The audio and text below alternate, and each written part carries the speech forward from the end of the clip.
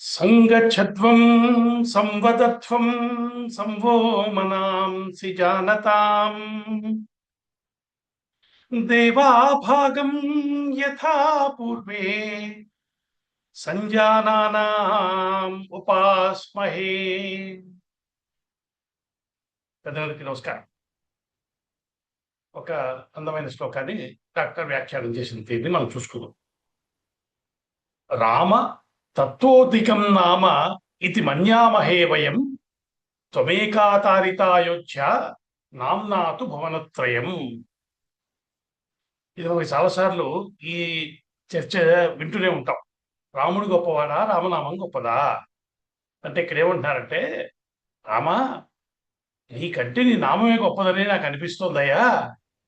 ఎందుకంటే నువ్వు అయోధ్యను మాత్రమే దాటావు, ప్రపంచమంతా వెళ్ళింది నీ నామం, సాక్షాత్తు పరమశివుడు స్మరిస్తున్నటువంటి నామం అంటూ ఆ నామ వైభవం మొత్తాన్ని మనకి చెప్తున్నాడు. అంతా చెప్పేసి చివరి మాటగా, ఏదో మన అజ్ఞానంతో ఇలా అనుకున్నా, నామానికి నామికి భేదం లేదు కదా అంటున్నారు. ఇది ఒక రమ్యమైనటువంటి వ్యాఖ్యానము. అందమైన శ్లోకాన్ని మనకు అందించినందుకు వారికి ధన్యవాదాలు అర్పిస్తూ ఈరోజు వారి ప్రవచనాన్ని ప్రారంభం చేయవలసిందిగా కోరుతున్నాను.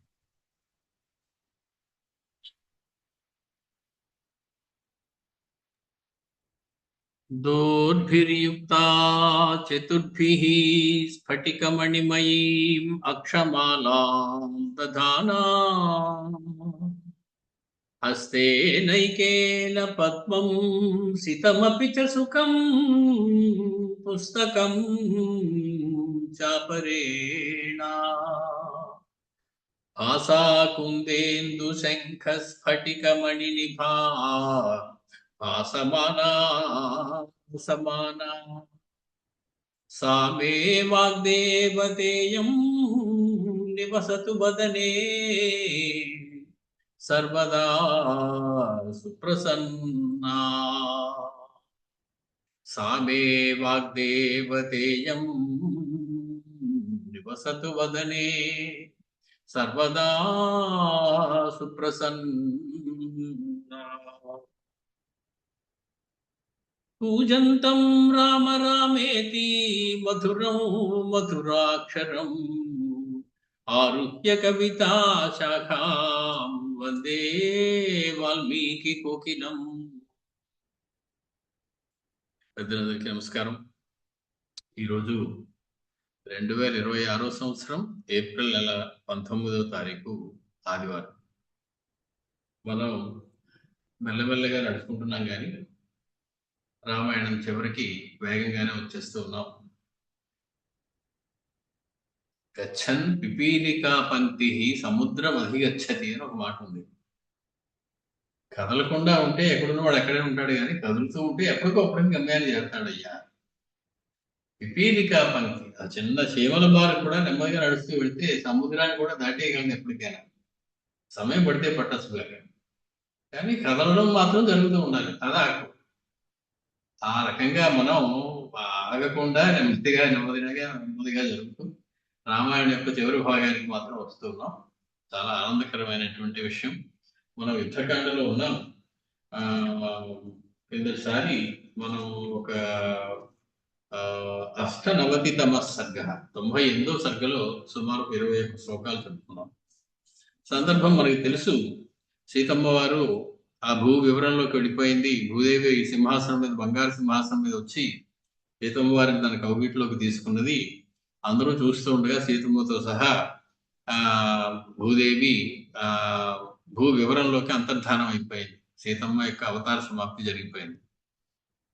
రామచంద్రమూర్తి విపరీతమైనటువంటి శోకానికి, దుఃఖానికి లోనయ్యారు. ఆ సమయంలో బ్రహ్మదేవుడు దిగి వచ్చి రామచంద్రమూర్తిని ఓదార్చి, రామచంద్ర, నువ్వు ఇంతటి దుఃఖానికి లోనవడం సరైనటువంటి పని కాదయ్యా. కారణం ఇది ఇలాగే జరగాలి అని నాకు ముందే తెలుసు. ఇది ఇలా జరుగుతుంది అని నాకు ముందే తెలుసు. ఇదంతా కూడా ఒక బ్రహ్మాండమైనటువంటి ఒక విశ్వ ప్రణాళికలోని భాగం. సీతమ్మ తల్లి లక్ష్మి, నువ్వు విష్ణు స్వరూపుడు. ఇంకా నీకు తర్వాత ఏం జరుగుతుందో తెలియాలి అంటే ఈ పిల్లలిద్దరూ గానం చేస్తున్నటువంటి రామాయణాన్ని వింటున్నావు కదా ఇంతసేపు. ఉత్తరకాండ అని చెప్పి నేను రాశాను. ఉత్తరం జరిగేది జరగబోయేది కూడా తెలుసు కాబట్టి నేను ముందే రాసేస్తాను ఏం జరగబోతుంది. అదేదో నువ్వు వినవలసింది, నీ మనసు కొంత ప్రశాంతంగా ఉంటుంది. అంటే నువ్వు ఇదేమీ మార్చలేవు అనేటువంటి విషయం నీకు అర్థమవుతుంది. కాబట్టి ఈ పిల్లల ద్వారా ఉత్తరాఖండ్ శేష భాగాన్ని కూడా నువ్వు వినేసేయి అని చెప్పి, కాకపోతే ఇది నువ్వు ఒక్కడివే వినాలి, జనం అందరూ కూడా వినేటువంటి అవకాశం లేదు. కాబట్టి నువ్వు ఆ ఏకాంతంలో పిల్లలిద్దరి చేత నువ్వు జరగబోయేటువంటి విషయాన్ని కూడా విన్నట్లయితే నీ మనసు ప్రశాంతంగా ఉంటుందయ్యా అని చెప్పి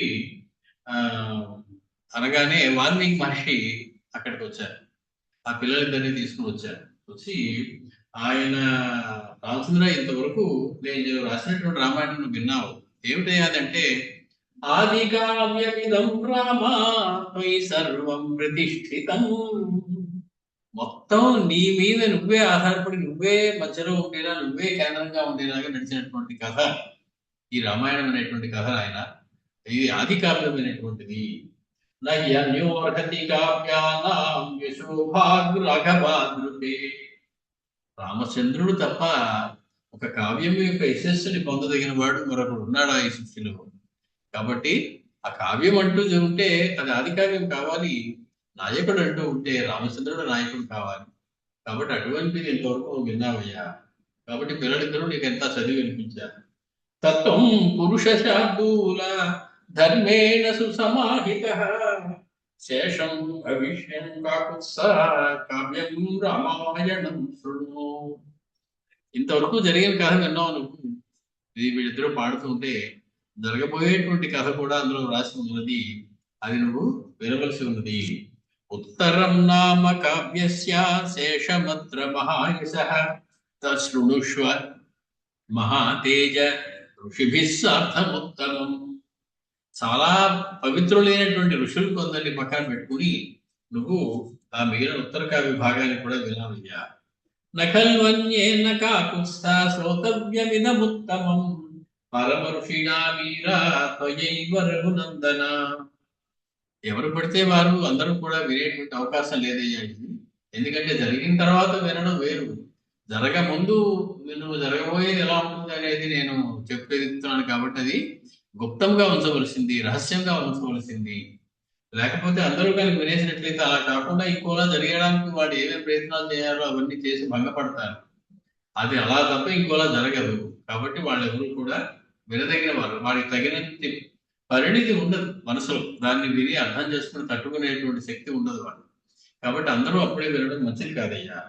ఏతావదుక్త్వా వచనం బ్రహ్మాతి భువనేశ్వరః జగామతి దివం దేవో దేవైః సహ బాంధవైః బాంధవైః.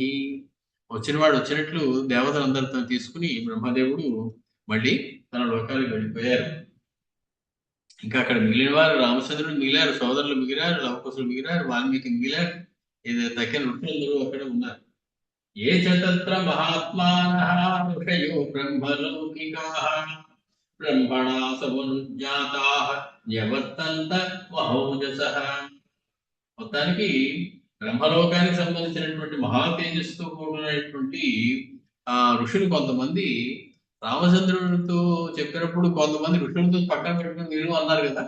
కాబట్టి బ్రహ్మలోకం నుంచి కొంతమంది ఋషులు వచ్చారు ఈ ఉత్తరాఖండ్ని రామచంద్రుడి పక్కన కూర్చొని తాము కూడా వినాలి అనేటువంటి ఉద్దేశంతో. ఉత్తరం శ్రోతు మనసో భవిష్యం యచ్చ రాఘవే తతో రామ శుభాం వాణీం దేవదేవస్య భాషితాం కృత్వా పరమ తేజస్వి వాల్మీకిమిదమబ్రవీత్. మొత్తానికి ఆ ఉత్తర రామాయణం చివరిదాకా, తన అవతారం చివరిదాకా వినాలి అనేటువంటి కోరికతోటి, వాల్మీకి భాష ముందే రాసేసినటువంటి దాన్ని వినాలి అనేటువంటి కోరికతోటి రామచంద్రమూర్తి వాల్మీకి మహర్షి దగ్గరికి వచ్చి చేతులు రెండు జోడించి ఆయనతో ఇలా చెప్తూ ఉన్నారు. ఏ తస్మిన్ అంతరే వాణి నిసృతాధరణీ తలాత్ జహిత్వం రామ సంతాపం కృతాంతో యత్ర కారణం. మళ్ళీ ప్రాచ్యపతిలో కొన్ని శ్లోకాలు ఉన్నాయి ఈ సందర్భంలో. ఆయన ఉత్తరాఖండ్ వినడానికి కూర్చోగానే మళ్ళీ భూమిలోంచి ఒక వాక్కు వచ్చింది. ఆకాశవాణి అంటే ఆకాశంలో నుంచి వచ్చే వాణి. ఇది భూవాణి లేదా భూ అంతర్గతం నుంచి వచ్చినటువంటి అదృశ్య రూపమైనటువంటి అశరీర వాణి. అది పలుకుతూ ఉన్నది. ఏతస్మిన్ అంతరే వాణి నిసృతా ధరణి తలాత్. ధరణీతలం లోపల నుంచి ఒక మాట వినపడింది. జహిత్వం రామ సంతాపం కృతాంతో శత్ర కారణం. రామచంద్ర, నువ్వు ఇలా జరుగుతోంది, సీతమ్మ వెళ్ళిపోయింది అనేటువంటి విషయంలో నువ్వు ఎటువంటి దుఃఖాన్ని పొందకు. ఇదంతా కూడా ఆ దైవమే కారణము దీనికి. నువ్వు నీ యొక్క పొరపాటుకు లేదు, సీతమ్మ యొక్క చేసింది వ్యవహారం అయింది లేదు. కేవలం దైవం ఎలా జరగాలందో అలా జరుగుతున్నది.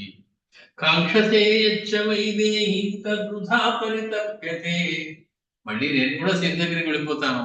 సముద్రం దాటి లంక నుంచి తెచ్చుకున్న వాడిని భూలోపలికి లోపలికి పడి తెచ్చుకుని తెచ్చుకోలేనా అని చెప్పి నువ్వు కోపాన్ని చూపించావు, అరిచావు, గట్టిగా కేకలు పెట్టావు. లేదా ఓ భూదేవి దారి చూపించి నేను కూడా భూమి లోపలికి వచ్చేస్తాను, సీతమ్మతో అక్కడే ఉంటాను నేను అని కూడా అన్నావు. కానీ నువ్వు సీత కావాలి అని కోరుకోవడం, మళ్ళీ కావాలి అని కోరుకోవడం వృధా పరితాపమే అవుతుంది. దుర్లభం దర్శనం తస్యాహ త్రైలోక్యే యా ప్రతిష్ఠిత. ఇప్పుడు ఆవిడ ఒక చోట లేదయ్యా, త్రైలోక్యే ప్రతిష్ఠిత, ముల్లోకాలను వ్యాపించిపోయినటువంటి తేజస్సు రూపంలో ఉన్నది ఆవిడ. కాబట్టి సీతమ్మ తల్లి అంటే మనం మొదట్లో సీత తత్వాన్ని గురించి చెప్పుకున్నప్పుడు 2 సార్లు చెప్పుకున్నాం. సీతోపనిషత్ అనేటువంటిది ఒకటి ఉంది వేదంలో. అది సీతాదేవి యొక్క పరిపూర్ణ తత్వాన్ని విశదీకరించేటువంటి ఉపనిషత్తు.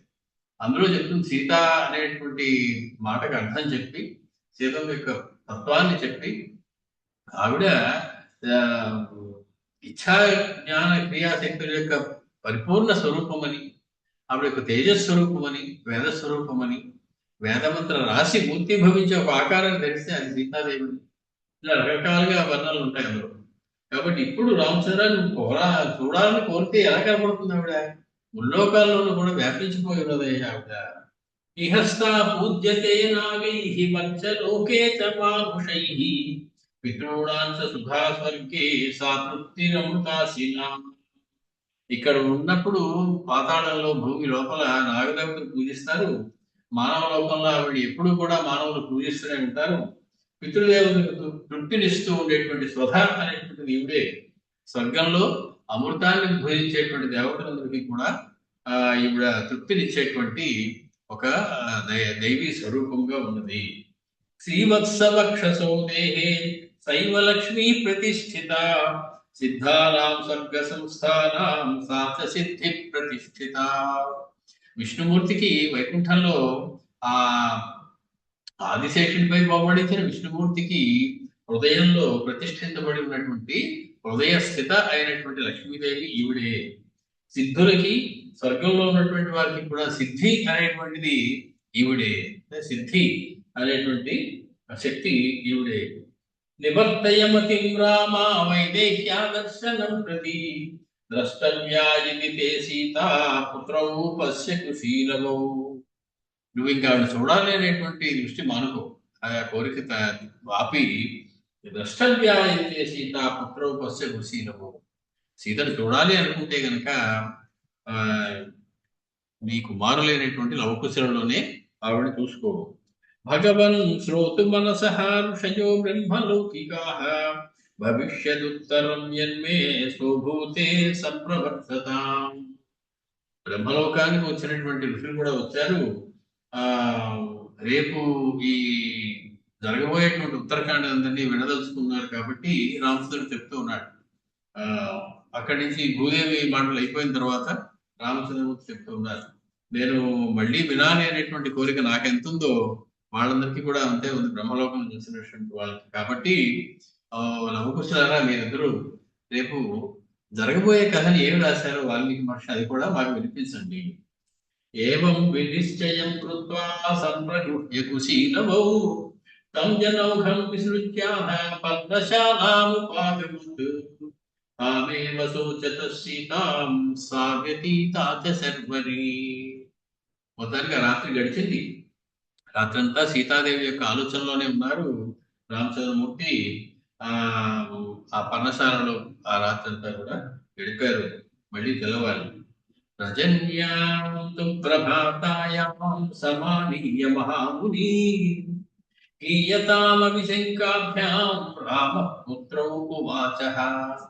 ఇద్దరు కుమారుల్ని దగ్గరికి తీసుకున్న రామచంద్రమూర్తి లవకుశుల్ని వాళ్ళు మర్నాడు ఉదయం వాళ్ళిద్దరితోటి కూడా సమస్తమైనటువంటి నిత్యకర్మలన్నీ పూర్తయిన తర్వాత కూర్చొని వారి దగ్గరికి వచ్చి ఏమాత్రము సంకోచం చెందకుండా ఇది ఇలాగా చెప్తే నేనేమనుకుంటానో అనేటువంటి ఆలోచన లేకుండా మహర్షి ఎలా వ్రాసారో అలాగా మీరు మాకు వినిపించండి, గానం చేయండి అని చెప్పి రామచంద్రమూర్తి లవకుశులిద్దరిని అడిగారు. తత సముపవిష్టేషు మహర్షిషు మహాత్మసు భవిష్యదుత్తరం కావ్యం జగతు స్తోకుశీలవో. మహాత్ములైనటువంటి ఆ బ్రహ్మర్షులందరూ కూడా ఉపవిష్టలై ఉండగా, కూర్చొని ఉన్నాక ఆ కుశీలవులు ఇద్దరు కూడా జరగబోయేటువంటి కథని, ఆ ఉత్తర కావ్యాన్ని, ఆ భవిష్యత్ రామాయణాన్ని వాళ్ళు గానం చేయడం మొదలెట్టారు. ప్రవిష్టాయాంతు సీతాయాం భూతలం సత్య సంపద తస్యావసానే యజ్ఞస్య రామః పరమ దుర్మనాః అపశ్యమానో వైదేహి మేనే శూన్యమిదం జగత్ శోకేన పరమాయస్తో న శాంతి మనసాగమత్. తన యొక్క సత్య ప్రభావం చేత, తన యొక్క ప్రతిజ్ఞ చేత సీతాదేవి భూదేవి విచ్చుకొనగానే ప్రసాదలంలో ప్రవేశించేసింది. ఆ తర్వాత యజ్ఞము పూర్తి చేసినటువంటి రామచంద్రమూర్తి మిక్కిలి శోకముతోటి కుంగిపోయాడు. సీత కనపడకపోయేటప్పటికీ ఈ జగత్తంతా శోభ లేనిదిగా, చైతన్యం లేనిదిగా అనిపించింది, శూన్యంగా కనిపించింది రామచంద్రమూర్తికి. అటువంటి రామచంద్రమూర్తి శోకంతో అల్లకల్లోలమైనటువంటి మనసుతో ఉన్నారయ్యా, ఏమీ మనశ్శాంతి లేకుండా ఉన్నారు. విసృజ్య పార్థివాన్ సర్వాన్ వృక్షవానర రాక్షసాన్ జనౌఘం విప్రముఖ్యానాం విత్తపూర్వం విసృజ్య చ. మొత్తానికి అక్కడ ఉన్నటువంటి సమస్తమైనటువంటి అశ్వమేధ యాగం చూడడానికి వచ్చినటువంటి వానరులని, రాక్షసులని, ఇతర రాజుల్ని, వాళ్ళందరినీ కూడా పంపించి వేసి అక్కడ ఉన్నటువంటి వేదవిధులైనటువంటి బ్రాహ్మణులకి సరి అయినటువంటి దక్షిణలన్నీ కూడా అందజేసి వారందరినీ కూడా పంపించి వేసి అక్కడ ఉన్నటువంటి ఇతర జనులు వాళ్ళని కూడా పంపించి వేస్తూ ఉన్నారు రామచంద్రమూర్తి. ఏవం సమాప్య యజ్ఞంతు విధివత్ సరాఘవః విధివత్ సతు రాఘవః తతో విసృజ్యతాన్ సర్వాన్ రామో రాజీవలోచనః. ఆయన ఇంతలేసి కళ్ళున్నటువంటి రామచంద్రమూర్తిట. ఆ రామచంద్రమూర్తి రాజీవలోచనుడే రామచంద్రమూర్తి. హృది కృత్వా సత సీతాం అయోధ్యాం ప్రవివేశః. సీతమ్మనే మనసులో ధ్యానిస్తున్న వారై ఆ యజ్ఞభూమి నుంచి బయలుదేరి అయోధ్య నగరానికి వెళ్ళారయ్యా. అంటే ఇలా జరుగుతుంది అని రామచంద్రమూర్తికి చెప్పేస్తూ ఉన్నారు వాళ్ళు కథ ద్వారా. రామచంద్రమూర్తి అలాగా అని వింటూ ఉన్నారు. మనకేమో రామాయణ కథ అయిపోతుందో పక్క. అంటే మహర్షి చెప్పే విధానంలోని ఆ శిల్పం, ఆ నవలా శిల్పం లేదా కథా శిల్పం ఎంత గొప్పగా ఉంది అంటే, మొదలెట్టేటప్పుడు వాళ్ళిద్దరూ గానం చేస్తున్నారు. వాళ్ళందరికీ పురుషులందరూ వచ్చి బోళ్ళని బహుమతులు ఇచ్చారు అని చెప్పి వాళ్ళు ఏం గానం చేశారంటే అని అనగంగా అయోధ్య అంటూ మొదలెట్టి వాళ్ళు ఈ ఉత్తరాఖండ్ ఈ మధ్యదా ఇక్కడ దాకా కూడా గానం చేశాక రామచంద్రుడు స్వయంగా ప్రవేశించి తక్కిన భాగాన్ని కూడా వినాలంటే తక్కిన భాగాన్ని వాడు వినిపిస్తున్నారు. ఈ రకంగా రామాయణాన్ని ముగిస్తూ ఉన్నారు వాల్మీకి మహర్షి. ఒక అద్భుతమైనటువంటి కథన శిల్పం అది. మోడర్న్ నావలిస్ట్ ఎవడైనా కానీ ఇలాంటి శిల్పం వాడితే ఎంత అద్భుతమో అని ఆశ్చర్యపోతాము. ఆ కథలోకి తాను కూడా ప్రవేశించేస్తూ ఉండడం, మధ్యలో ఆ కథానాయకుడే ఆ కథను వినడం, ఆ కథానాయకుడే జరగబోయే కథని చెప్పకుండా వాళ్ళ జరగబోయే కథ చెప్తే ఏమి తెలియనట్టుగా ఆయన వినడం. ఇదంతా పరమాద్భుతమైనటువంటి కథనం. అది ఒక ఆధికారికమైనటువంటి రామాయణానికి చెల్లింది. దానికి అయోధ్యలోకి ప్రవేశించారు రామచంద్రమూర్తి. ఇష్టయజ్ఞో నరపతి పుత్రద్వయ సమన్వితః సీతాయా పరాం భార్యాం వవ్రేష రఘునందనః యజ్ఞే యజ్ఞే చ పత్యర్థం జానకీ కాంచనీ భవత్. మొత్తానికి యజ్ఞం పూర్తి చేసినటువంటి రామచంద్రమూర్తి ఆ ఇద్దరు కుమారుని వెంట పెట్టుకుని అయోధ్య నగరంలోకి వచ్చారు. వచ్చి సీతను తప్ప మరెవ్వరినీ భార్యగా ఊహించని కూడా లేనటువంటి ఏకపత్ని వృత్తుడైనటువంటి రామచంద్రమూర్తి అనేక యజ్ఞాలు చేశారు. చేసిన ప్రతి యజ్ఞంలోనూ సీతమ్మ యొక్క కాంచన ప్రతిమ, బంగారంతో చేసిన సీతమ్మ యొక్క విగ్రహాన్ని పక్కన ఉంచుకుని ఆయన యజ్ఞాన్ని పూర్తి చేశారు. ఎన్నాడు? దశవర్ష సహస్రాణి, 10,000 సంవత్సరాలు. వాది మేధానధా కరోతు, 10,000 సంవత్సరాలు అనేకమైనటువంటి అశ్వమేధ యాగాలు చేశారు. వాజపేయాన్ దశగుణాన్ తథా బహుసుమర్ణకాన్, అనేకమైనటువంటి వాజపేయ యాగాలు చేశారు అశ్వమేధ యాగాలతో పాటు. అశ్వమేధ యాగాలకి 10 రెట్లు సంఖ్యలో వాజపేయ యాగాలు చేశారు. అగ్నిష్టో మా అతిరాత్రాభ్యాం గోసవైశ్చ మహాధనై ఈజే కసుభిరణ్యైశ్చ సశ్రీమాన్ అప్తదక్షిణై.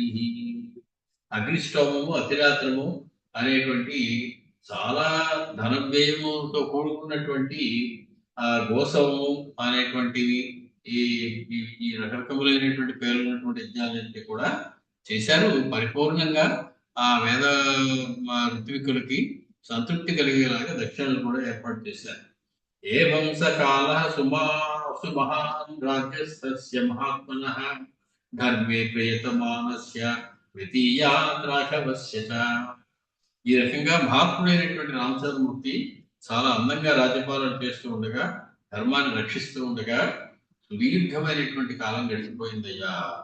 వృక్షవానర రక్షాంసి స్థితారామస్య శాసనే. అటుపక్క కిష్కింధ సామంతరాజ్యం అయిపోయింది, ఇటుపక్క లంకారాజ్యం సామంతరాజ్యం అయిపోయింది.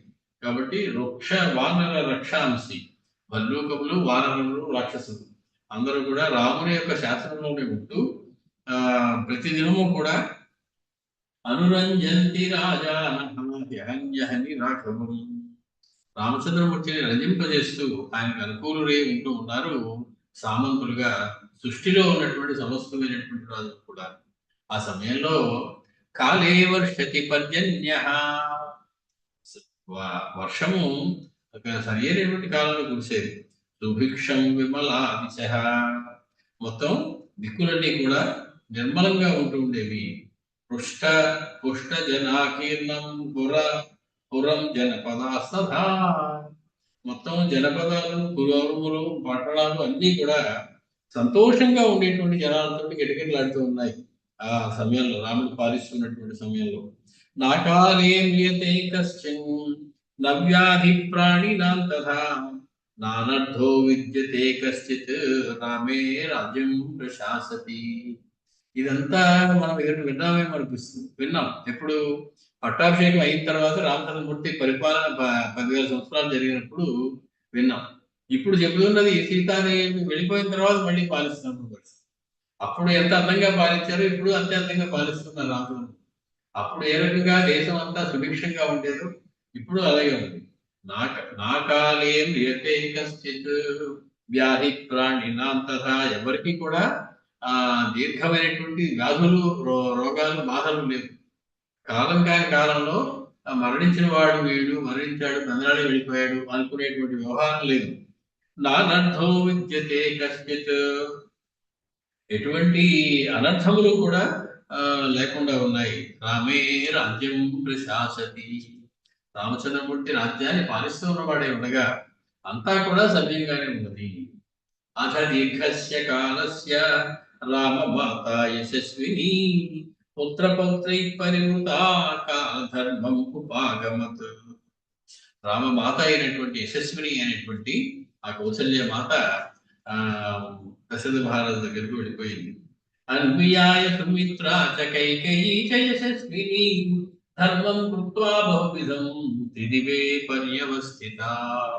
మొత్తానికి ఆ వెనకాలే కైకేయీ, సుమిత్ర ఇద్దరు కూడా అనేక విధములైనటువంటి ధర్మకార్యాలు ఆచరించిన వారై కౌశల్య వెనకాలే వారు కూడా స్వర్గానికి వెళ్ళిపోయారు. సర్వా ప్రమోదిత స్వర్గే రాజ్ఞా దశరథేన చ సమాగత మహాభాగా సర్వధర్మంచ లేపిరే. మొత్తానికి ముగ్గురు భార్యలు కూడా మళ్ళీ దశరథ మహారాజు దగ్గరికి చేరారు. పై లోకాల్లో వాళ్ళందరూ సకల ధర్మములు ఆచరించడం వల్ల ఏ సుఖాలు అనుభవించాలో ఊర్ధ్వలోకాల్లో వాటన్నిటినీ అనుభవిస్తున్నారు. తాసాం రామో మహాదానం కాలే కాలే ప్రయచ్చతి మాతృనామ విశేషేణ బ్రాహ్మణేషు తపస్విషు. రామచంద్రమూర్తి వాళ్ళకి చేయవలసినటువంటి ఔద్యోగిక కార్యాలన్నీ చేయడమే కాకుండా నెల నెల చేయవలసినటువంటివి, సంవత్సరం చేయవలసినటువంటి పుణ్యకార్యాలు కూడా, ఆ పితృకార్యాలన్నింటినీ కూడా రామచంద్రమూర్తి తపస్సంపన్నులైనటువంటి బ్రాహ్మణుల ద్వారా చేయిస్తూ ఉన్నారు. వారికి తగినటువంటి దక్షిణలు కూడా సమర్పిస్తూ ఉన్నారు. పిత్ర్యాణి బ్రహ్మరత్నాని యజ్ఞాన్ పరమదుస్తరాన్ చకార రామో ధర్మాత్మా పితృన్ దేవాన్ వివర్ధయన్. మొత్తానికి పితృదేవతలు, దేవతలు, ఇవి రెండు విడిగా ఉండేటువంటి గణాలు. పితృదేవతల్ని, దేవతా లోకాల్లో ఉన్నటువంటి దేవతల్ని కూడా ఆయన వారికి తృప్తి కలిగేలాగా వారి కొరకై బ్రాహ్మణులకు, వేదవేత్తలైనటువంటి వారికి మంచి దానధర్మం లభి చేస్తూ ఉండేవారు. అలాగే చాలా కష్టమైనటువంటి యజ్ఞాలు, మామూలుగా ఒక పట్టాన తెవలనటువంటి పెద్ద పెద్ద యజ్ఞాలు ఉంటాయి, అవన్నీ కూడా చేస్తూ ఉన్నారు. ఏవం వర్ష సహస్రాణి, అలాగే ఒక 1000 సంవత్సరాలు గడిచాయి. 10,000 సంవత్సరాలు సీతా వియోగం పూర్వం, సీతా వియోగం తర్వాత ఒక 1000 సంవత్సరాలు. దశవర్ష సహస్రాణి దశవర్ష శతాని చ.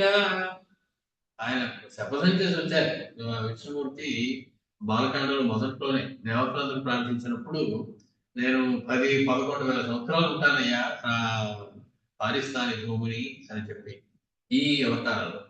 కాబట్టి ఏవం వర్ష సహస్రాణి బహున్యధేయు సుఖం బహువిధం ధర్మం వర్ధయానస్య సర్వదా. తనకి ఆ రకంగా రామచంద్రమూర్తి మరొక 1000 సంవత్సరాల పాటు అనేక విధములైనటువంటి యజ్ఞయాగాదుల ద్వారా ధర్మాన్ని వృద్ధి పొందిస్తూ సుఖముగా రాజ్యపాలన సాగిస్తూ ఉన్నారయ్యా. కస్యచిత్వధకాలస్య యుధాజిత్కేకయో నృపః స్వగురుం ప్రేషయామాస రాఘవాయ మహాత్మనే.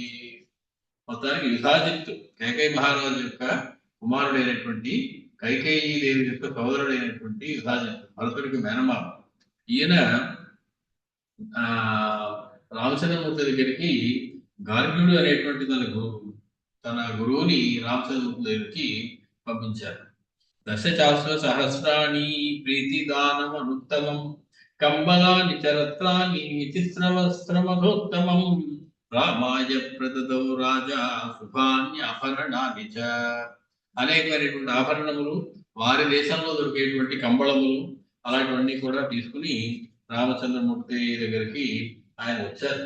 మొత్తానికి వచ్చేటప్పటికి ఆయన వచ్చి రామచంద్రమూర్తితో మాట్లాడుతుంటే గార్గ్య మహర్షికి నమస్కరించి రామచంద్రమూర్తి అడుగుతూ ఉన్నారు. అడిగితే మా మేనమామ అయినటువంటి యుధాజిత్తు ఏ విషయం నేను ఇక్కడికి పంపించారయ్యా అనగానే ఆయన నన్ను ఇక్కడ పంపించడానికి కారణం ఒకటి ఉన్నదయ్యా అని. ఇది మా కేకయ రాజ్యానికి సమీపంలో ఒక ప్రాంతం ఉన్నది, గంధర్వులు పాలిస్తూ ఉంటారు. దాన్ని ఫలమూలముల చేత బాగా శోభితమైనటువంటి ప్రదేశం. కాబట్టి వారు శైలుషుడు అనేటువంటి గంధర్వుల యొక్క కుమారులు దాన్ని పాలిస్తున్నారు. కాబట్టి ఆ గంధర్వ నగరాన్ని పాలించడం కోసం ఆ గంధర్వ నగరాన్ని భరతుడి యొక్క కుమారులిద్దరికి ఇచ్చినట్లయితే బాగుంటుంది అనగానే, తత్శ్రుత్వా రాఘవ ప్రీతో మహర్షేర్మాతులస్య చ ఉవాచ బాఢమిత్యేవం భరతం చాన్వవైక్షత. మొత్తానికి భరతుడి కేసు తిరిగి రామచంద్రమూర్తి చెప్పారు, మీరు అడిగినట్లే చేస్తాను అని చెప్పి. ఒకసారి మనం ఎంత చెప్పుకున్నట్లుగానే ఉన్నది.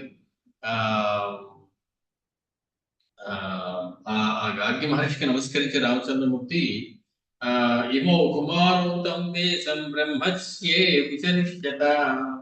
మొత్తానికి భరతుడి యొక్క కుమారులు అయినటువంటి ఇద్దరు తక్షుడు, పుష్కరుడు అనేటువంటి పేరు ఉన్నటువంటి వాళ్ళిద్దరు కూడా అక్కడికి వచ్చి ఆ యుద్ధం చేసి ఆ గంధర్వులను ఓడించి వాటికి రాజులు అవుతారయ్యా అని చెప్పడం జరిగింది.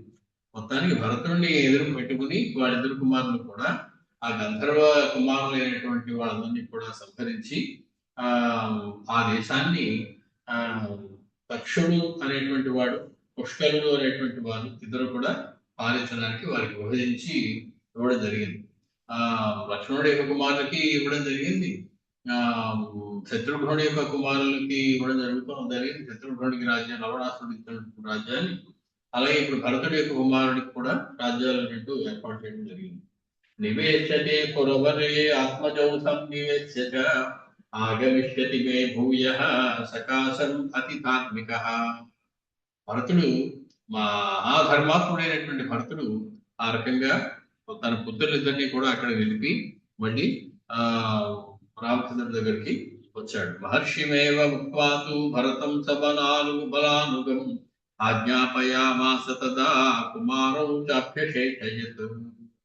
మొత్తానికి ఆ రామచంద్రమూర్తి అక్కడే ఇంకా యుద్ధానికి బయలుదేరక ముందే ఆ పిల్లలందరికీ ఆ రాబోయేటువంటి కొత్త రాజ్యాలు రెండు, దక్షుడు పుష్కరుడు, వారిద్దరికి కూడా పట్టాభిషేకం చేసేసి యుద్ధానికి పంపించారు. నక్షత్రేణ సౌమ్యేన పురస్కృతాంగిరస్కృతం భరత సైన్యేన కుమారాభ్యాం వినిర్యయౌ.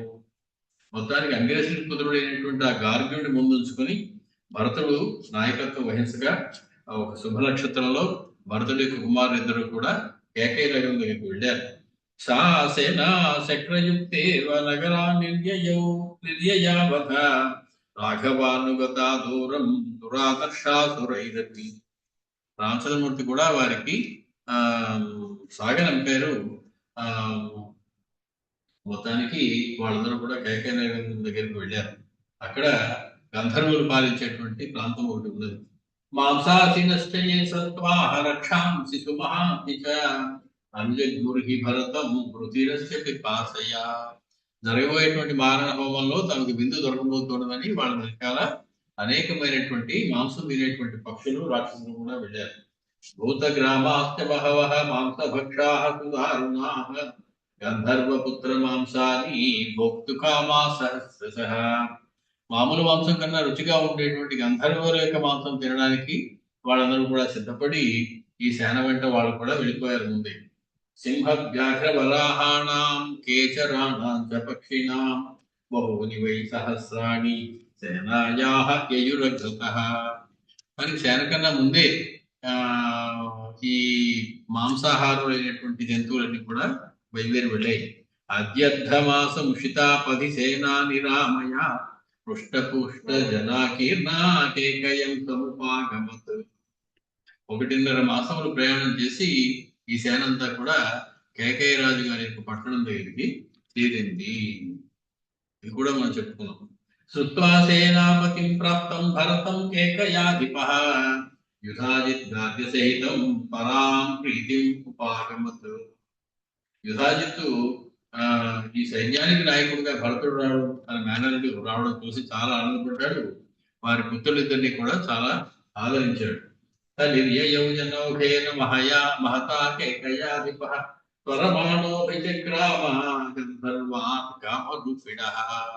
కామరూపులైనటువంటి ఆ గంధర్వుల మీదకి గొప్ప జన సముదాయంతో, సేనా సముదాయంతో బయలుదేరి యుద్ధానికి వెళ్ళారు. ఆ యుధాజిత్తు భరతుడు పిల్లలిద్దరిని తీసుకుని భరతస్య యుధాజిచ్చ సమేతౌ రఘు విక్రమైః గంధర్వనగం ప్రాప్తౌ సబలౌ సపదానుగౌ. మొత్తానికి సేనతోటి భరతుడు యుధాజిత్తు కూడా ఆ గంధర్వ నగరం దగ్గరికి వెళ్ళారు. రుత్వాతు భరతం ప్రాప్తం గంధర్వాస్తే సమాగతాః యోద్ధుకామాః మహావీర్యాః వ్యరదంస్తే సమంతతః. మొత్తానికి యుద్ధానికి సిద్ధంగా ఉన్నారు వాళ్ళు కూడా. అక్కడ గంధర్వులు కూడా, వాళ్ళందరూ కూడా బిగ్గరగా గర్జనలు చేస్తూ యుద్ధంలోకి దిగారు. తత సమభవత్ యుద్ధం తుములం రోమహర్షణం సప్తరాత్రం మహాభీమం నచాన్యతరయోర్జయః. 7 రోజుల పాటు ఘోరమైనటువంటి యుద్ధం జరిగింది. ఇరుపక్షాల వాళ్ళు సమఉజ్జీలుగా పోరాడుతూ ఉన్నారు. భరతుడు యుధాజిత్తుల సేన ఒక పక్క, ఆ గంధర్వుల సేన ఒక పక్క. ఖడ్గ శక్తి ధనుర్గ్రాహ నద్య శోణిత సంస్రవాహ నృకలేవర వాహిన్యః ప్రవృత్తాః సర్వతో దిశం. మొత్తానికి అన్ని వైపుల నుంచి కూడా ఈ రక్తపుటేరులు పారుతూ ఉన్నాయి. వచ్చినటువంటి మాంసాహారం కోసం వచ్చినటువంటి సమస్తమైన జీవులు కూడా చాలా ఆనందంగా ఉన్నాయి. తతో రామానుజ క్రుద్ధః కాలస్యాశ్రం దారుణం సంవర్తం నామ భరతో గంధర్వే సభ్యచోదయత్. మొత్తానికి రామానుజుడైనటువంటి ఆ భరతుడు సంవర్తము అనేటువంటి పేరు కలిగినటువంటి ఒక దారుణమైనటువంటి అస్త్రాన్ని ఆ గంధర్వుడికి వేశారు. తే బద్ధాః కాలపాశేన సంవర్తేన విదారితాః శనేన అభిహతాః తేన విశ్వకోట్యో మహాత్మనః. 3 కోట్ల మంది గంధర్వులు ఆ ఒక్క సంవర్త అస్త్రంతో పూర్తిగా మరణించారు. తద్యుద్ధం తాదృశం ఘోరం న స్మరంతి దివోకసః నిమేషాంతర మాత్రేణ తాదృశానాం మహాత్మనాం. అటువంటి యుద్ధాన్ని ఇంతవరకు ఎప్పుడూ చూడలేదయ్యా మేము అని దేవతలందరూ కూడా ఆశ్చర్యపోతూ ఉన్నారు. అతేషు తేషు సర్వేషు భరతకేకయీసుతః నివేదయామాస తదా సమృద్ధ్వేదే పురోత్తమే. అలాగా గంధర్వులందరినీ సంహరించినటువంటి భరతుడు యుధాదిత్యతో కలిసి సుసమృద్ధంగా ఉండేటువంటి 2 పట్టణాలని అక్కడ తయారు చేశాడు. తక్షశిల అనేటువంటి పేరు పెట్టినటువంటి పట్టణానికి తక్షుణ్ణి రాజును చేశాడు. పుష్కలావతి అనే పేరు కలిగినటువంటి పట్టణానికి పుష్కలుని రాజును చేశాడు. గంధర్వ దేశే రుచిరే గాంధార విషయే సహా. ఆ రకంగా గాంధార దేశంలో పుష్కలావతిపురం అనేటువంటి చోట పుష్కలాన్ని, ఆ గంధర్వ దేశంలో తక్షశిల అనేటువంటి ప్రాంతంలో తక్షుణ్ణి కూడా రాజుగా చేశారు. రత్నౌఘ సంకీర్ణే కాననైరుపశోభితే అన్యోన్య సంఘర్షకుతే స్పర్ధయా గుణ విస్తరై. మొత్తానికి ఆ 2 కూడా ఒకదానితో పోటీ పడేటువంటి నగరాల్లో ఉన్నాయి. ధనాల్లో గాని, రత్నాల్లో గాని, సద్గుణములలో గాని ఆ 2 రాజ్యములు ఒకదానితోటి పోటీ పడేలాగా నిర్మించబడ్డాయి. అంత అందంగా అవి ప్రకాశిస్తూ ఉన్నాయి. ఉభే సురుచిర ప్రఖ్యే వ్యవహారై అకిల్బిషై ఉద్యానయాన సంపూర్ణే సుభక్తాంతరాపణే. బాగా విశాలమైనటువంటి రహదారులు వాటిలో ఉన్నాయి. అలాగే ఎటువంటి పాపము లేనటువంటి పరిపూర్ణంగా పుణ్యాత్ములైనటువంటి వారి చేత పరిపాలించబడుతూ ఉన్నాయి. అవి అందమైనటువంటి ఉద్యానవనములతో ఉన్నాయి. చాలా అందమైనటువంటి 2 అద్భుతమైనటువంటి రాజ్యాలలాగా విస్తరించాయి. ఉభే పురవరే రమ్యే విస్తరైరుపశోభితే గృహముఖ్యై విమానై బహుభిర్వృతే. 2 చోట్ల కూడా ఎంతో అందమైనటువంటి గృహములు, ఎన్నో అంతస్తుల భవనాలు, వాటికి బ్రహ్మాండమైనటువంటి పైకప్పులు, విమానములు ఉంటూ మెరిసిపోతూ ఉండేటువంటి 2 పట్టణాలు తయారయ్యాయి. శోభితే శోభనీయైశ్చ దేవాయతన విస్తరై తాళై సమాలై తిలకై వకులైరుపశోభితే. అందమైనటువంటి విశాలమైనటువంటి పెద్ద పెద్ద దేవాలయాలు ఉండేవి ఇక్కడ. అలాగే తాళ తమాల తక్కువల తిలక ఒకలు వృక్షాలు, అనేకమైనటువంటి వృక్షములు ఉండేవి. నివేశ్య పంచభిర్వర్షై భరతో రాఘవానుజః పునరాయాత్ మహాబాహు అయోధ్యాం కేకయీసుతః. మొత్తానికి 5 సంవత్సరాల కాలం పాటు వారిద్దరినీ కూడా స్థిరంగా ఉండేలాగా, చక్కగా పాలనలో నేర్పరులు అయ్యేలాగా తీర్చిదిద్ది భరతుడు అన్నగారి దగ్గరికి మళ్ళీ అయోధ్యకు వెనక్కి వచ్చాడు. సోభివాద్య మహాత్మానం సాక్షాత్ ధర్మమివాపరం రాఘవం భరత శ్రీమాన్ బ్రహ్మాండమివ వాసవః. మొత్తానికి దేవేంద్రుడి దగ్గరికి ఇంద్రుడు వచ్చినట్టు భరతుడు రామచంద్రమూర్తి దగ్గరికి దర్శనం కోసం వచ్చాడు.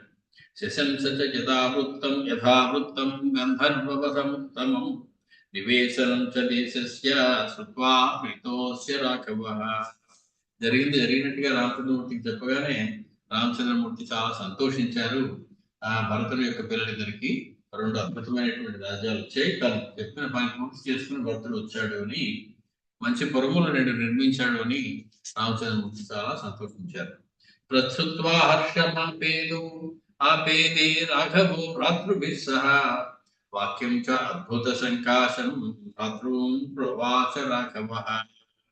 ఆ భరతుని మాట విన్న తర్వాత రామచంద్రమూర్తి ఇతర సోదరులందరితో కూడి ఒక ఆశ్చర్యకరమైనటువంటి మాట పలుకుతూ ఉన్నారు.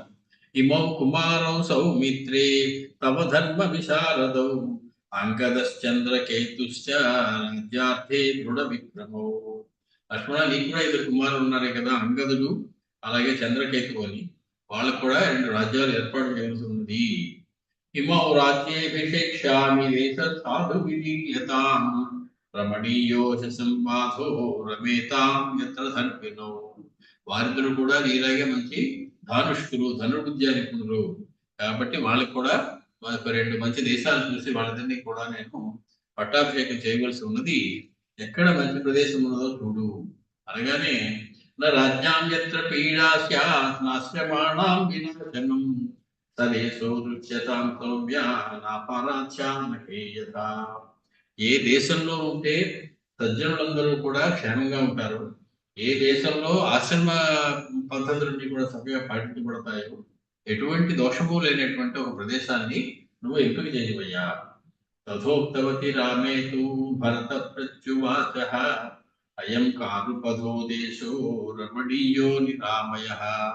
ఆ మాట వినగానే భరతుడు చెప్పాడు, అన్నయ్య, లక్ష్మణస్వామి యొక్క ఇద్దరు కుమారులకు ఇవ్వడానికి తగినటువంటి రాజ్యం ఒకటి నాకు దృష్టిలో ఉన్నది. కారుపదము అనేటువంటి పేరు కలిగినటువంటి దేశం, చాలా సుందరమైనటువంటి ప్రదేశం, ఎటువంటి రోగములు అటువంటివి లేనటువంటి నిరామయమైనటువంటి ప్రదేశం.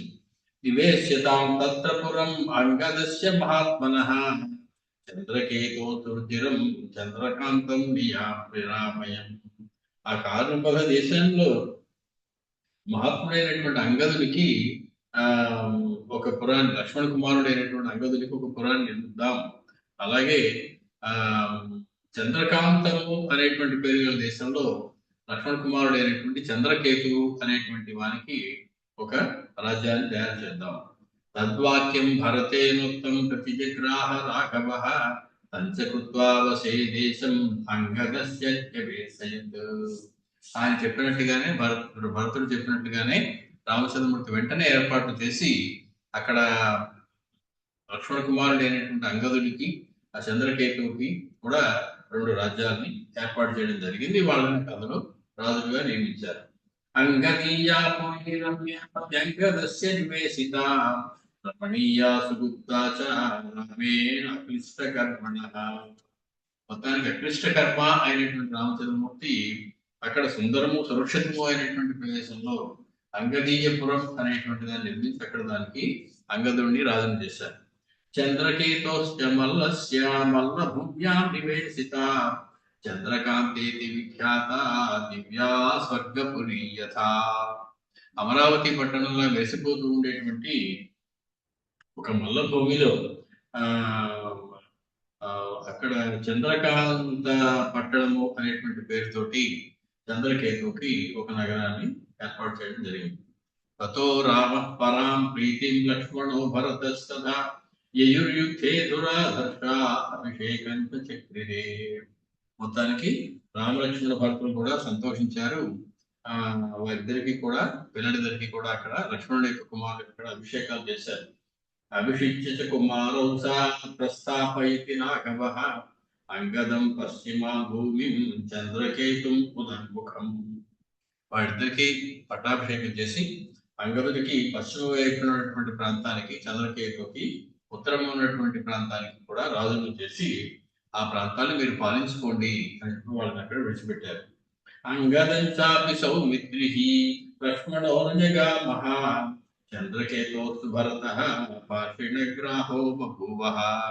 ఆ పిల్లలు అక్కడ కొంతకాలం నిలదొక్కుకోవడానికి ఆ అంగదుడితో పాటు లక్ష్మణస్వామి, చంద్రకేతుతో భరతుడు కూడా వెళ్ళి కొంతకాలం వాళ్ళు అక్కడ ఉన్నారు. లక్ష్మణ స్వదీయాయాం సంవత్సరమధోషితః పుత్రే స్థితే దురాధర్షే అయోధ్యాం పునరాగమత్. రామచంద్రమూర్తిని ఎక్కువ కాలం పెట్టి ఉండలేనటువంటి లక్ష్మణుడు 1 ఏడాది పాటు మాత్రం తన కుమారుడైన అంగదుడిని అక్కడ రాజ్యంలో స్థాపించి వెంటనే తిరిగి అయోధ్యకు వచ్చేశాడు. భరతోపి తథోవ్యోష్య సంవత్సరమతోధికం అయోధ్యాం పునరాగమ్య రామపాదౌ ఉపాస్తతః. రెండో కుమారుడైనటువంటి చంద్రకేతుడికి సహాయుడిగా వెళ్ళినటువంటి భరతుడు సుమారు సంవత్సరం కంటే ఎక్కువ కాలం పాటు అతని దగ్గర ఉండి అతన్ని స్థాపించి రాజుగా ఆయన కూడా వెనక్కి వచ్చేశారు. ఇప్పుడు ఆ కథ కంచికి చేరేటువంటి సమయం వస్తూ ఉన్నది. ఎవరికి ఇవ్వాల్సినటువంటి భాగాలు వాళ్ళకి పంచడం జరిగిపోయింది. ఇంకా మిగిలిన వాళ్ళు ముగ్గురు నలుగురు సోదరులు మాత్రం మిగిలారు. వాళ్ళు వాళ్ళ పత్నులు మిగిలారు. తల్లులందరూ వెళ్ళిపోయారు.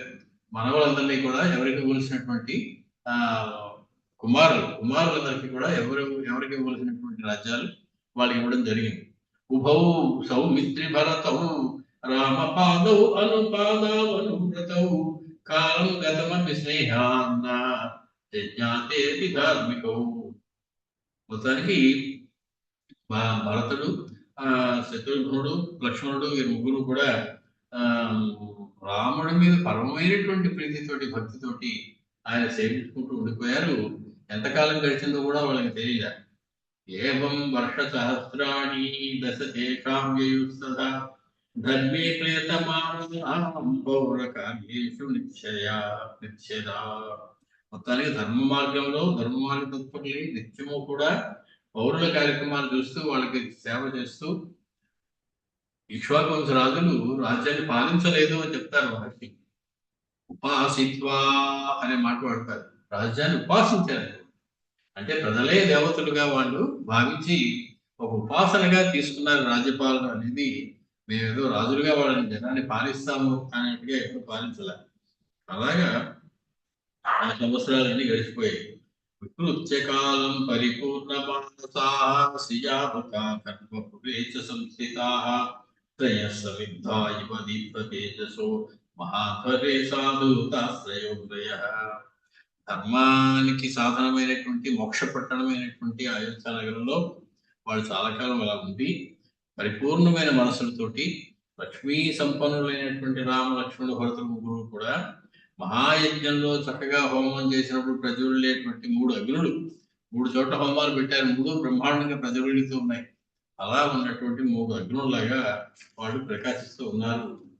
కస్యచిత్వథ కాలస్య రామే ధర్మ పదే స్థితే కాలః తాపసరూపేణ రాజద్వారం ఉపాగమత్.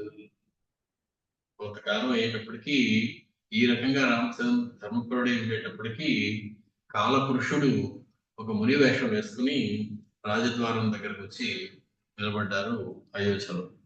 సోబ్రవీ లక్ష్మణం వాక్యం ధృతిమంతం యశస్వినం మాం నివేదయ రామాయ కార్యం సంప్రాప్తం కార్యగౌరవాత్. ఆ ముని రూపంలో ఉన్నటువంటి ఆయన వచ్చి లక్ష్మణ స్వామిని పిలిచి చెప్పారు, ఏమయ్యా నేను ఎటువంటి లక్ష్మణ స్వామి ధైర్యవంతుడు కీర్తివంతుడు అయినటువంటి లక్ష్మణ స్వామితో చెప్తున్నాడు, నేను చాలా ముఖ్యమైనటువంటి పని మీద వచ్చాను, వెంటనే రాముల వారిని దర్శించవలసి ఉన్నది సుమా అని చెప్పి చెప్తూ దూతో హ్యతిబలస్యాహం మార్షేరమితముజసః రామం విదృక్షురాయాతః కార్యేణ హి మహాబలః. ఓ గొప్ప బలము కలిగినటువంటి వాడు లక్ష్మణ, ఆ చాలా గొప్ప తేజస్సు కలిగినటువంటి మహాబలశాలి అయినటువంటి తపస్సంపన్నుడైనటువంటి ఒక దూత రాముని దర్శించుకునేటువంటి ఒక ముఖ్యమైన పని మీద నేను వచ్చానని చెప్పి రాముల వారితో చెప్పాయా అని చెప్పి లక్ష్మణ స్వామితో చెప్పారు. తస్య తద్వచనం శ్రుత్వా సౌమిత్రి త్వరయాన్వితః నివేదయత రామాయ తాపసం తం సమాగతం. వెంటనే పరిగెట్టుకుంటూ వెళ్ళి లక్ష్మణ స్వామి రామచంద్రుడి దగ్గరతో చెప్పారు, తమ కోసం తమ దర్శనార్థం ఒక మహా తేజస్సుతో వెలిగిపోతున్నటువంటి ఒక ముని మీ దర్శనం కోసం వచ్చావయ్యా అని చెప్పారు. వచ్చిన వాడు ఎవడు అంటే కాలుడు అంటే యముడు అని అర్థం.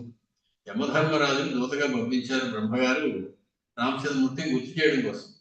అవయా ఎన్నాళ్ళు ఇంకా ఇక్కడ ఉండిపోతావు, నువ్వు 11,000 సంవత్సరాల్లో వారికి కాస్త ఎక్కువ వచ్చాయి కాబట్టి వైకుంఠానికి వచ్చేటువంటి సమయం అవుతోంది అని చెప్పడం కోసం పంపించారు. చాలా ముఖ్యమైనటువంటి పని ఉంది, నేను వచ్చానని చెప్పుకోగానే లక్ష్మణ స్వామి ఆ రకంగా రామచంద్రుడికి విన్నవించారు. జయస్వ రాజధర్మేణ ఉభౌ లోకౌ మహాద్యుతే దూతస్వాం ద్రష్టుమాయాతః తపసా భాస్కర ప్రభః. లక్ష్మణ స్వామి రామచంద్రుడి దగ్గర చేతులు పెట్టుకుని నిలబడి, ఓ గొప్ప కాంతి కలిగినటువంటి రామచంద్ర, రాజధర్మంతో సమస్త లోకాన్ని జయించినటువంటి వాడు, ఇహలోక పరలోక సౌఖ్యాలు అన్నిటినీ కూడా జయించినటువంటి వాడు. పరమాద్భుతంగా ధర్మంగా రాజ్యపాలన చేసినటువంటి ఇప్పుడు తపస్సు చేత సూర్యుని వలె వెలిగిపోతున్నటువంటి కాంతి కలిగినటువంటి ఒక దూత నేను వెంటనే కలవాలి అని చెప్పి వచ్చి ఉన్నాడయ్యా. తద్వాక్యం లక్ష్మణోక్తం వై శ్రుత్వా రామః ఉవాచః ప్రవేశతామునిస్తాత సత్కృత పూర్వమేవహి. ఆ వచ్చినటువంటి ఆయనకి సరైనటువంటి అర్ఘ్యపాద్యాలను ఇచ్చి సత్కారం చేసి వెంటనే నా దగ్గరికి పంపించండి నాయన అని చెప్పి రామచంద్రమూర్తి చెప్పారు లక్ష్మణ స్వామితో. సౌమిత్రిస్తు తథేత్యుక్త్వా ప్రావేశయత తమ్మునిం జ్వలంతమివ తేజోభిః ప్రదహంతమిమాంసుభిః. మొత్తానికి అలాగే అని చెప్పినటువంటి లక్ష్మణ స్వామి బయటికి వెళ్ళి తన తేజస్సుతో మండిపోతున్నాడా, మొత్తాన్ని మండించేస్తున్నాడా అంతటి వెలుగులు కలిగినటువంటి ఆ మునిని రామచంద్రమూర్తి కోసం లోపలికి ప్రవేశపెట్టారు. సోభిగమ్య రఘుశ్రేష్టం దీప్యమానం స్వతేజసా ఋషి మొదలయ వాచ వర్ధస్వేత్యాహ రాఘవం. అలా వచ్చినటువంటి ఆ ముని రామచంద్రుడు చూసి బాగా తేజస్సుతో ప్రకాశిస్తూ ఉన్నటువంటి ఆ రామచంద్రుని చూసి మధురమైనటువంటి మాటగా దీవించాడు. వృద్ధి పొందుము, జయస్వ, వర్ధస్వ, నీకు సమస్తమైనటువంటి మంచి జరుగుగాక, శుభములు జరుగుగాక అని చెప్పి రామచంద్రమూర్తి దీవించి తస్మై రామో మహాతేజా పూజాం అర్ఘ్య పురోగమాం తదౌ కుశలమవ్యగ్రం ప్రష్టుం చైవోపచక్రమే. ఆయన తగినటువంటి ఆసనాన్ని ఇచ్చి పాద ప్రక్షాళన చేసి అర్ఘ్యపాద్యాలు అర్పించినటువంటి రామచంద్రమూర్తి ఆయన్ని కుశల ప్రశ్నలు అడగడం మొదలు పెట్టారు. పృష్టస్య కుశలం తేన రామేణ వదతాంబరః ఆసనే కాంచనే దివ్యే విషసాద మహాంస. అలాగే కుశల ప్రశ్నలు మాట వేస్తూ ఉన్నట్టు రామచంద్రుడు వేస్తూ ఉండగా గొప్ప కీర్తి కలిగినటువంటి ఆ ముని దివ్యమైనటువంటి బంగారు సింహాసనం మీద ఆశీర్వదించి కూర్చొని ఉన్నారు.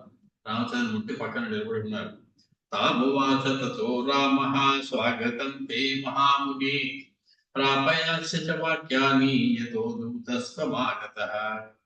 తమరు దూత రూపంలో వచ్చారు అని నేను విన్నాను, కాబట్టి మీకు స్వాగతము. మీరు ఏ వాక్యాలు నాకు చెప్పదలుచుకున్నారో, మీ సందేశం ఏమి నాకు ఇవ్వదలుచుకున్నారో దాన్ని మీరు వినిపించవచ్చు అనగాని తోదితో రాజసింహేన ముని వాక్యముభాషత ప్రవక్తవ్యం హితం వై యద్యపేక్షతే. ఆ రకంగా అడగబడిన వాడినటువంటి ఆ ముని రామచంద్రుడితో ఈ రకంగా చెప్తున్నారు. రామచంద్ర, నువ్వు హితాన్ని కోరుకునేవాడివైతే ఇది 10 మందిలో చెప్పేటువంటి ఆ వ్యవహారం కాదయ్యా. ఏకాంతంలో నేను నీతో మాట్లాడాలి. నీ ఒక్కడివే వినదగినటువంటి సందేశాన్ని నేను తీసుకొచ్చాను. ఇది అందరూ వినదగినది కాదు. శృణోతి నిరీక్షేద్వా సవక్షో భవితాతవ. ఒకవేళ ఎవరైనా నేను చెప్పింది వినేసినట్లయితే లేదా చూసినట్లయితే అతన్ని నువ్వు సంహరించాలి. ఆ మాట ఇస్తానంటే ఇక్కడ అంటే ఏమిటి, ఇక్కడ లోపలికి ఎవరు రాకుండా కట్టుదిట్టమైనటువంటి ఏర్పాట్లు చేస్తానంటే మహర్షే ముని ముఖస్య వదనం యద్యవేక్షసే. మన ఇద్దరినీ మాట్లాడుతూ ఉన్నప్పుడు ఎవరైనా చూసినా విన్నా అతన్ని నువ్వు సంహరించవలసి ఉంటుంది. అది నువ్వు ఒప్పుకుంటానంటే, అలా చేస్తానంటే, అంటే అంత కఠినంగా నియమాన్ని నువ్వు పాటిస్తాను అంటే నేను వచ్చినటువంటి మా కార్యాన్ని గురించి, నేను తెచ్చినటువంటి సందేశం గురించి చెప్తాను. అంతేగాని అందరూ ఉండగా, అందరూ చూస్తుండే, అందరూ వింటుండగా చెప్పేటువంటి వ్యవహారం కాదు. తథేతి చ ప్రతిజ్ఞాయ రామో లక్ష్మణమబ్రవీత్ ద్వారితిష్ఠ మహాబాహో ప్రతిహారం సజ్జయ. తనకి అత్యంత నమ్మకస్తుడు, తన మాట అంటే వేదంలాగా పాటించేటువంటి నిష్ట కలిగినటువంటి వాడు, తనకి ఆప్తుడు అయినటువంటి లక్ష్మణ స్వామితో చెప్పారు రామచంద్రుడు. అందరినీ బయటకు పంపేసి, లక్ష్మణ నువ్వు ద్వారం దగ్గర కాపలా ఉండు, ఎవరు లోపలికి రాకుండా చూసేటువంటి బాధ్యత నీది. కాబట్టి అక్కడ ఉన్న ద్వారపాలకుని కూడా పంపించేసాయి, నువ్వే ద్వారం దగ్గర కాపలా ఉండు, ఎవరు లోపలికి రాకుండా. సమేవచ్చ ఖలు భవేద్వాచం ద్వంద్వ సమీరితాం క్షేమము చ సౌమిత్రే పశ్యేద్వా శృణుయాచ్చయః. ఎవడైతే నేను ఈ ఋషి మాట్లాడుతూ ఉండగా చూస్తాడో లేదా మా మాటను వింటాడో అతన్ని నేను సంహరిస్తాను అని ప్రతిజ్ఞ చేస్తున్నాను. కాబట్టి నువ్వు ఎంత జాగ్రత్తగా కాపలా ఉండాలో ఆలోచించుకో. లోపలికి ఎవరు రానివ్వడానికి వీలేదు. వచ్చాడా వాడు మరణించినట్టే లెక్క. వాడిని నేను ప్రాణంతో వదలను. కాబట్టి వాడు రావడానికి వీలు లేదు. అంత జాగ్రత్తగా నువ్వు ఎవరు రాకుండా కాపలా కాయి.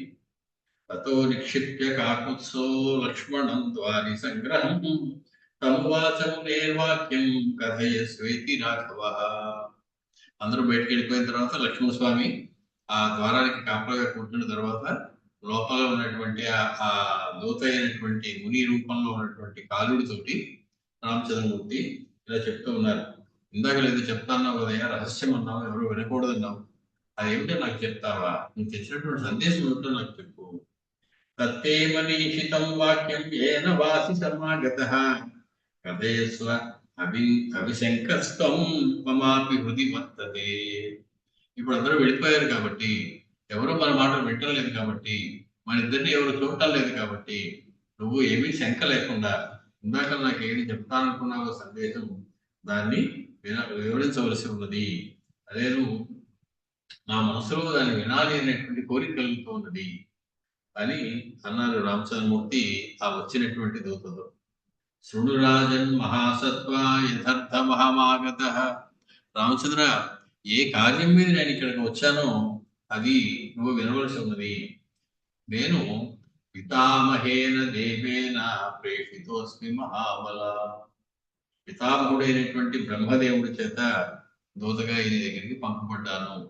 పితామహుడి బ్రహ్మదేవుడి యొక్క పంపున నేను ఇక్కడికి నీతో ఒక సందేశాన్ని తీసుకుని వినిపించడం కోసం వచ్చినటువంటి వాడును.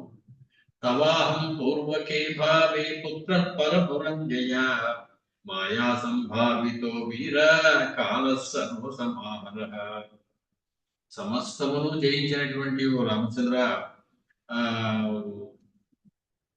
నేను ఆ పూర్వకాలంలో నీ యొక్క సంకల్పం చేత పుట్టినటువంటి వాడను, కాలుడిను. అంటే విష్ణువు యొక్క ఆజ్ఞ చేత పుట్టినటువంటి వాడు కాలుడు.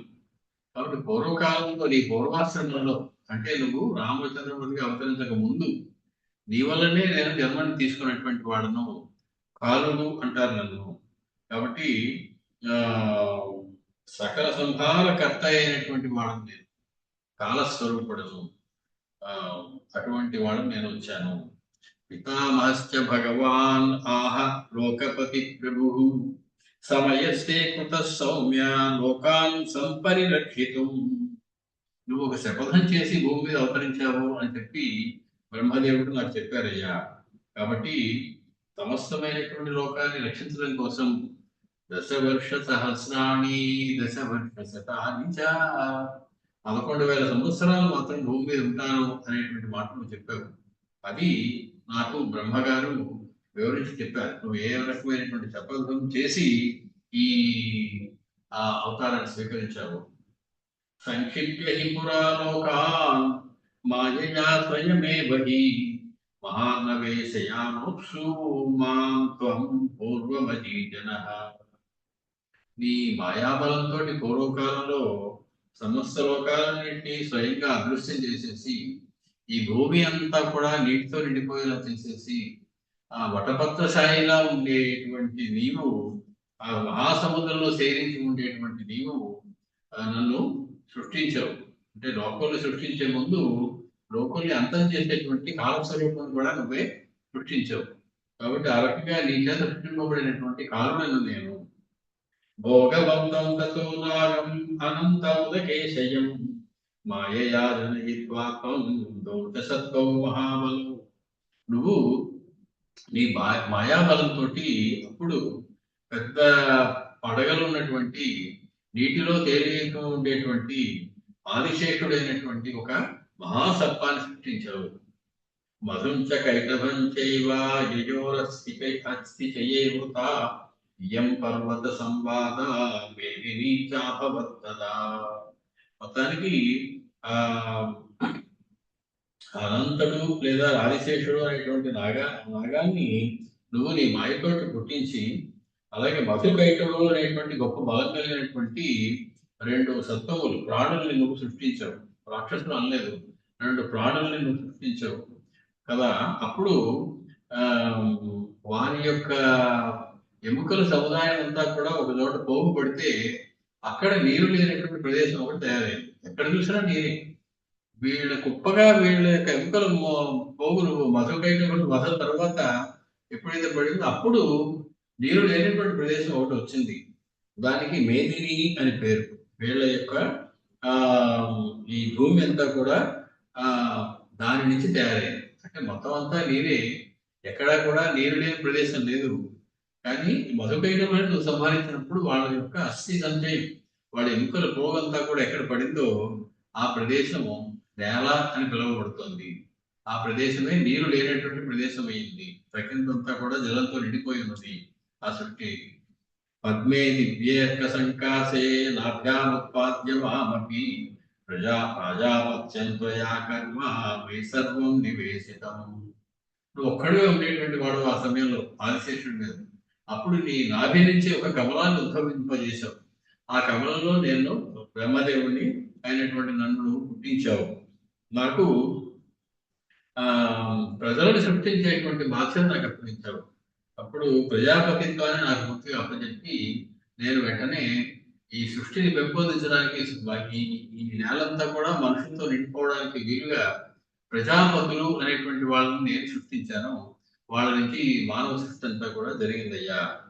సోహం సంయస్య భారోహి త్వాముపాస్య జగత్పతి రక్షామి భూతేషు మమ తేజస్కరో భవాన్. అటువంటి నేను బ్రహ్మదేవుడిని నేను నిన్నే ఉపాసించి సమస్త భూతములని కూడా నేను సృష్టిస్తూ ఉన్నాను. వాటిని రక్షించవలసినటువంటి బాధ్యత మాత్రం లేదు. సృష్టి నేను చేస్తాను అంటే సృష్టి స్థితి లయ అనేటువంటి 3 కార్యక్రమంలో సృష్టిని నన్ను చేయమన్నా చేస్తాను. వాటి స్థితి, వాటి యొక్క రక్షణ అనేటువంటి బాధ్యత మాత్రం మీదే అని చెప్పాను. తతస్త్వమసి దుర్ధర్ష ఆత్తస్మాత్ భావాత్ సనాతనాత్ రక్షామి దాస్యన్ భూతానాం విష్ణుత్వం ఉపజిహ్వివాన్. అప్పుడు నువ్వు రక్షించడమే నీకు తెలుసు కాబట్టి నేను సృష్టించినటువంటి ప్రాణులందరినీ రక్షిస్తాను అనేటువంటి ఉద్దేశంతో నువ్వు హిరణ్య గర్భుడుగా ఉండేటువంటి నువ్వు విష్ణువు అనేటువంటి రూపాన్ని సాధించావు. అంటే విష్ణువు కన్నా పూర్వం ఉండేటువంటి రూపం హిరణ్య గర్భం. ఆ హిరణ్య గర్భం రూపం నుంచి ఆదిశేషుడి మీద శేరించి ఉండేటువంటి ఒక విష్ణుత్వాన్ని నువ్వు పొందావు. ఆదిత్యాన్ వీర్యవాన్ పుత్రో భ్రాతృకాన్ వీర్యవర్తన సముత్పన్నేషు కృత్యేషు తేషాం సాఖ్యాయ కల్పసే. మొత్తానికి అదితిదేవి నందు మహాపరాక్రమశాలి అయినటువంటి పుత్రుడుగా ఉపేంద్రుడిగా పుట్టి దేవతల యొక్క పరాక్రమాన్ని వృద్ధి చేస్తూ నువ్వు అప్పుడప్పుడు దేవతలకు సహాయం చేయడం కోసం రకరకాల రూపాల్లో అవతరిస్తూ ఉంటావయ్యా. స్వత్వం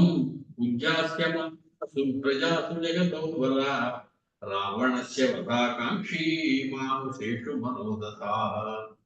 మొత్తానికి ఆ రకంగా నువ్వు దేవతలందరినీ బాధపడుతున్నటువంటి, యజ్ఞయాగాలను చేసే వాళ్ళందరినీ బాధపడుతూ ఉన్నటువంటి, తపస్సు జనులందరినీ బాధపడుతున్నటువంటి రావణాసురుడు అనేటువంటి ఒక రాక్షసుడిని సంహరించడం కోసం నువ్వు మనుష్య రూపాన్ని స్వీకరించావయ్యా.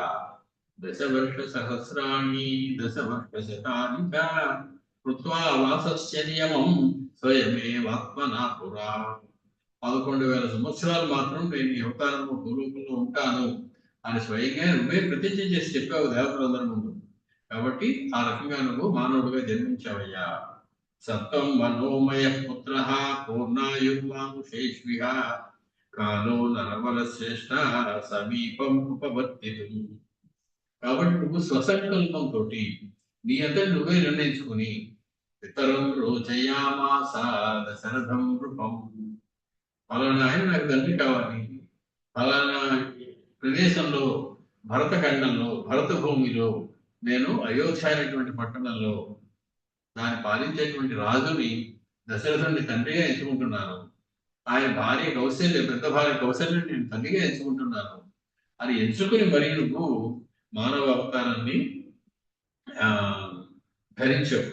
నువ్వు మనుష్యుడుగా నీకు పూర్ణాయుధాన్ని ఉంది అని చెప్పాలి. కాబట్టి నువ్వు అనుకున్న సంకల్పం ప్రకారం 11,000 సంవత్సరాలు పూర్తయ్యాయి, నీకు పూర్ణాయుధాయం అయింది. కాబట్టి నువ్వు నరశ్రేష్ఠ, నరులలో శ్రేష్ఠ. నువ్వు సమీపం ఉపవర్తితం కాల, ఇంకా మళ్ళీ వెనక్కి వైకుంఠానికి తిరిగి వచ్చేటువంటి కాలం ఒకటి దగ్గర పడింది అని మాత్రం తెలుసుకో. ఇది భూయో మహారాజా ప్రజా ఇచ్చస్యుపాసితుం వసవా వీరభద్రంతే ఏవమాహ పితామహ. కానీ నేనేదో బ్రహ్మగారిని ఏముంది నేను వచ్చేయమంటున్నాను, మనకి నేను ఆజ్ఞాపిస్తున్నానని మాత్రం అనుకో. ఒకవేళ నీకు ఇంకా ఇక్కడే ఉండి ఇంకా కొంతకాలం మనుష్య రూపంలోనే ఉండి ప్రజల్ని పాలించాలని ఉంటే నువ్వు ఇక్కడే ఉండు, నీకు క్షేమం కలుగుగాలి. కానీ ఒకవేళ నీకు గుర్తు చేస్తున్నాను అంతే, 11,000 సంవత్సరాలు పూర్తయిపోయాను, అంతేగాని నీ మీద నేను ఎటువంటి అజమాయిషీ చేయడం లేదు, నీకు ఒక ఆజ్ఞగా చెప్పడం లేదు. 11,000 సంవత్సరాలు పూర్తయినటువంటి మాట నీకు గుర్తు చేస్తూ ఉన్నాను. ఒకవేళ నువ్వు ఇంకా ఉండదలుచుకుంటే ఈ అవతారంలోనే నువ్వు కొనసాగవచ్చు అని చెప్పి, అథవా విచికీషాతే సురలోకాయ రాఘవ సనాథా విష్ణునాదేవా భవంతు విగతజ్వరాః. దానికి లేదు, నేను ఇచ్చిన మాట ప్రకారం 11,000 సంవత్సరాలు పూర్తి అయిపోయాయి కాబట్టి నేను మళ్ళీ వైకుంఠానికి వచ్చేస్తాను అని కనుక నువ్వు అనుకున్నట్లయితే చాలా సంతోషం, దేవతలందరూ చాలా ఆనందపడతారు. ఇన్నాళ్ళు నిన్ను ఎప్పుడు చూస్తామా అని నీ కోసం విగత జ్వరాః భవంతః, వాళ్ళందరూ కూడా జ్వరంతో ఉన్నారు, ఉత్సుకతతో ఉన్నారు. అటువంటి వాళ్ళందరూ కూడా దేవతలు నువ్వు మళ్ళీ వైకుంఠానికి వస్తే పరమానందపడిపోతారు. శృత్వా పితామహేనోక్తం వాక్యం కాల సమీహితం రాఘవ ప్రహసన్ వాక్యం సర్వసంభారణ బ్రవీత్. ఆ కాలపురుషుడి ద్వారా బ్రహ్మదేవుడు చెప్పినటువంటి సందేశాన్ని చూసి రామచంద్రమూర్తి చిరునవ్వు నవ్వారు. గట్టిగా నవ్వి ఆయన యొక్క మనసులో ఉన్నటువంటి మాటని ఆ కాలపురుషుడితో చెప్పడానికి ఉద్యుక్తులవుతూ ఉన్నారు. చేతులు కట్టుకుని కాలపురుషుడు రాముడు ఇచ్చేటువంటి సందేశం ఏమిటా, ఏం చెప్పబోతున్నారు రామచంద్రమూర్తి అని వినడానికి ఆయన సిద్ధంగా కూర్చొని ఉన్నారు. రామచంద్రమూర్తి కాలపురుషుడితోటి ఏం మాట్లాడారు అన్నది మనం మళ్ళీ మంగళవారం నాడు కలుసుకుని విందాం. బహుశా మంగళవారం నాడు మనం రామాయణాన్ని పూర్తి చేసుకునేటువంటి అవకాశం కూడా ఉన్నది. మనం ఈరోజు 104వ సర్గ చివరిలోకి వచ్చాం. సుమారు 16 శ్లోకాలు అందులో పూర్తి చేసుకున్నాం 104వ సర్గలో. తక్కినవి 110 సర్గలు ఉన్నటువంటి కాండ ఉత్తరకాండ. కాబట్టి ఇంకొక 6 సర్గలు బహుశా మంగళవారం నాడు అయిపోతాయి. దాంతో మనం